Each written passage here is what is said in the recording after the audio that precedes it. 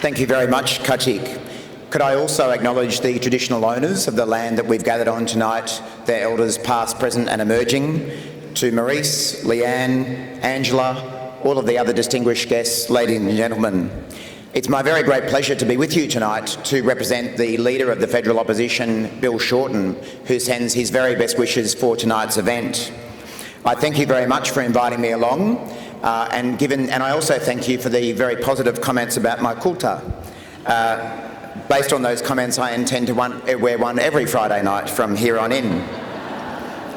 On behalf of Bill Shorten and the Federal Opposition, I'd also like to congratulate Sonia and all of the organisers of tonight's event. I know how much work goes into organising an event like this, but it is so important that we recognise the fabulous contribution of so many people in the Indian and Australian community to developing their businesses, the community in Australia, and to strengthening ties between Australia, India and the Indian diaspora all over the world. It is common these days in our political life to see a lot of division and a lot of disagreement. But I want to assure you on behalf of the Federal Opposition that you can expect nothing but bipartisanship with the Australian Government in our support for the Australian-Indian relationship going forward.